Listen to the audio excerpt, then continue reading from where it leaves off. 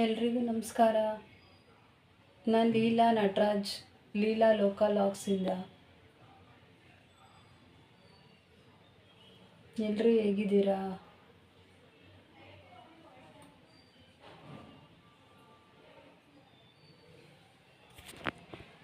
ಸಿಕ್ಕಾಬಟ್ಟೆ ಬಿಸಿಲಿದೆ ಆಚೆಗೆ. ಇಷ್ಟು ಸಿಕ್ಕಾಬಟ್ಟೆ ಆಚೆಗೆ ಹೋಗೋಕ್ಕೆ ಆಗ್ತಾಯಿಲ್ಲ. ನೀರು ಜಾಸ್ತಿ ಕುಡೀರಿ, 4-5 ಲೀಟ್ರ್ ನೀರು ಕುಡೀರಿ. ಬಾಯಾರಿಕೆ ಆದಾಗೆಲ್ಲ ನೀರು ಕುಡಿತಾ ಬನ್ನಿ. ಇಲ್ಲ ನೀರು ಜಾಸ್ತಿ ಕುಡೀಲಿ ಅಂದರೆ ಡಿಹೈಡ್ರೇಷನ್ ಆಗಿಬಿಡುತ್ತೆ, ಬಾಡಿ ಕಷ್ಟ ಆಗ್ಬಿಡುತ್ತೆ, ಹಾಸ್ಪಿಟ್ಲಿಗೆ ಹೋಗ್ಬೇಕಾಗುತ್ತೆ. ನೀವು ಆರೆಂಜ್ ಜ್ಯೂಸ್ಗೆ ಚಿಯಾ ಸೀಡ್ಸ್ ಹಾಕಿ ಕುಡೀರಿ, ತುಂಬ ಒಳ್ಳೆಯದು. ಆರೆಂಜ್ ಜ್ಯೂಸ್ ಜೊತೆ 1/4 ಗಂಟೆ ಬಿಟ್ಬಿಟ್ಟು ಚಿಯಾ ಸೀಡ್ಸು ನೆನೀತಲ್ಲ, ಅವಾಗ ಕುಡಿದ್ಬಿಟ್ರೆ ತುಂಬ ಒಳ್ಳೆಯದು. ಲೆಮನ್ ಜ್ಯೂಸ್ ಜಾಸ್ತಿ ಕುಡೀರಿ. ಡೈಲಿ ಒಂದೊಂದು ಗ್ಲಾಸ್ ಆರೆಂಜ್ ಜ್ಯೂಸ್ ಕುಡೀರಿ. ಆರೆಂಜ್ ಜ್ಯೂಸ್ ತುಂಬ ಒಳ್ಳೆಯದು. ಅದ್ರ ಜೊತೆ ಚಿಯಾ ಸೀಡ್ಸ್ ಹಾಕಿರಿ, ತುಂಬ ತಂಪು ಅದು. ಚಿಯಾ ಸೀಡ್ಸ್ ತುಂಬ ಒಳ್ಳೆಯದು. ಎಳ್ನೀರಿಗೆ ಖಾಲಿ ಹೊಟ್ಟೆಲಿ ಚಿಯಾ ಸೀಡ್ಸ್ ಹಾಕಿ ಕುಡಿದ್ರೆ ಖಾಲಿ ಹೊಟ್ಟೆಲಿ ಬೆಳಿಗ್ಗೆ ತುಂಬ ಒಳ್ಳೆಯದು. ನೀರು ಜಾಸ್ತಿ ಕುಡೀರಿ. ಬಾಯಾರಿಕೆ ಆದಾಗೆಲ್ಲ ನೀರು ಜಾಸ್ತಿ ಕುಡೀರಿ. ತಂಪಾದ ಪಾನೀಯಗಳು ಜಾಸ್ತಿ ಕುಡಿಬೇಕು. ಎಣ್ಣೆ ಕರಿಯ ಪದಾರ್ಥಗಳು ಅದನ್ನು ಜಾಸ್ತಿ ಬಿಡಬೇಕು. ಜಾಸ್ತಿ ಬಿಸಿಲಲ್ಲಿ ತಿನ್ನಬಾರ್ದು. ಹೀಟ್ ಪದಾರ್ಥ ಜಾಸ್ತಿ ತಿನ್ನಬಾರ್ದು. ತಂಪಾದ ಪಾನೀಯಗಳು ಜಾಸ್ತಿ ಕುಡಿಬೇಕು. ಶರ್ಬತ್ ಕುಡಿಬೇಕು, ಲೆಮನ್ ಶರ್ಬತ್ತು ತುಂಬ ಒಳ್ಳೆಯದು. ಆರೆಂಜ್ ಜ್ಯೂಸ್ ಅಂತೂ ಎಲ್ಲದಕ್ಕೂ ಒಳ್ಳೆಯದು. ಲೋ ಬಿ ಪಿಗೆ, ಬಿ ಪಿ ನಾರ್ಮಲ್ ಬರಬೇಕು ಅಂದರೆ, ಐ ಬಿ ಪಿ ಇದ್ದವರು ನಾರ್ಮಲಿ ಬರಬೇಕು ಅಂದರೆ, ಲೋ ಬಿ ಪಿ ಇರೋರು ತುಂಬ ಒಳ್ಳೆಯದು ಆರೆಂಜ್ ಜ್ಯೂಸು.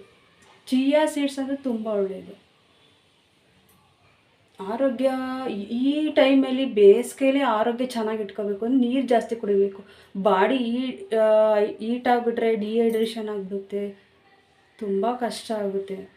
ನಾವು ಹೆಲ್ತ್ ಚೆನ್ನಾಗಿ ನೋಡ್ಕೋಬೇಕು ಬೇಸಿಗೆಯಲ್ಲಿ. ಇವತ್ತು ದಂಟಿನ ಸೊಪ್ಪಿನ ಸಾರು, ಅಲಸಂಡೆ ಕಾಳು ಹಾಕಿ ಬಸ್ಸಾರು ಮಾಡೋದು ಹೆಂಗೆ ಮಾಡೋದು ನೋಡೋಣ ಬನ್ನಿ. ಇಲ್ಲಿ ಅನ್ನ ಮಾಡ್ತಾಯಿದ್ದೀನಿ. ಅಲಸಂಡೆ ಕಾಳಿಗೆ ಸ್ವಲ್ಪ ಸಾಲ್ಟು, 4 ಲೋಟ ನೀರು ಹಾಕಿ ಈಗ 5 ವಿಷಲ್ ಹಾಕ್ಸ್ಕೊಂಬಿಡೋಣ. 5 ವಿಷಲ್ ಆದಮೇಲೆ ಇದು ಬೆಂದಮೇಲೆ ದಂಟಿನ ಸೊಪ್ಪು ಹಾಕಿ ಮತ್ತೆ ಬೇಯಿಸಬೇಕು. ಬನ್ನಿ 5 ವಿಷಲ್ ಇದು ಹಾಕ್ಕೊಂಬಿಡೋಣ. ಇದು ಕಾಳು ಬೆಂದಿದೆ, ದಂಟಿನ ಸೊಪ್ಪು ಹಾಕ್ಬಿಡೋಣ ಇದಕ್ಕೆ.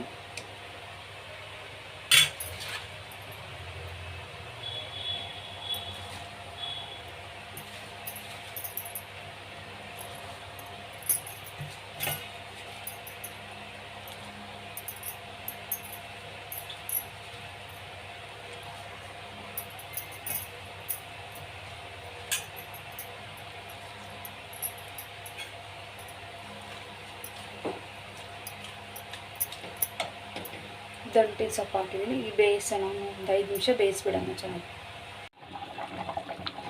ಸೊಪ್ಪು ಕಾಳು ಬೆಂದಿದೆ. ಇನ್ನು ಅನ್ನ ರೆಡಿ ಇದೆ. ನಾನು ಕುಕ್ಕರಲ್ಲಿ ಮಾಡಲ್ಲ, ನನಗೆ ಇಷ್ಟ ಆಗಲ್ಲ ಅನ್ನ ಕುಕ್ಕರಲ್ಲಿ ಮಾಡಿರೋ. ರೆಡಿ ಇದೆ, ಕಾಳು ಬೇಯ್ತಾ ಇದೆ. ಖಾರಾಗೆ ರೆಡಿ ಮಾಡ್ಕೊಂಡು ಬನ್ನಿ.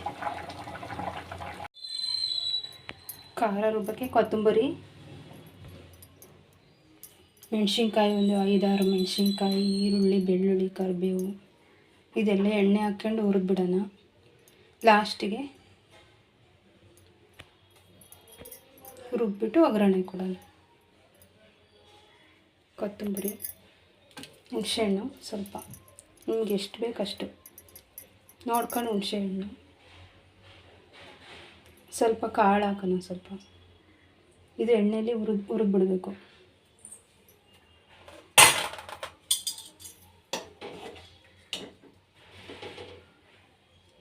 ನೋಡಿ, ಇಷ್ಟು ಕಾಳು ಹಾಕ್ಬಿಡೋಣ ಇದಕ್ಕೆ, ಬೇಯಿಸಿರೋ ಕಾಳು.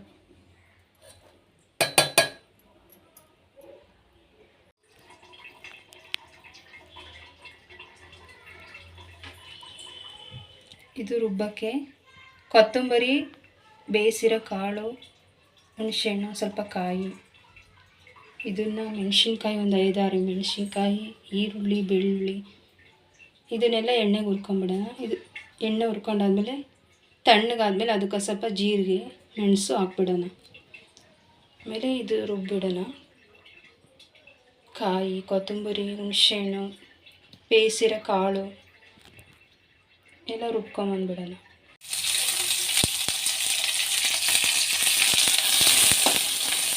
ಎಣ್ಣೆ ಹಾಕಿ ಹುರಿದ್ಬಿಡೋಣ.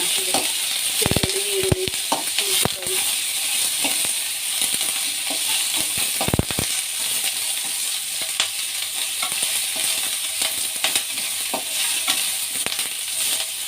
ತಣ್ಣಗಾದ್ಮೇಲೆ ಜೀರಿಗೆ ಹಾಕಿ ಬಿಸಿ ಮಾಡ್ಕೊಂಡು ಖಾರ ಬೇಕು.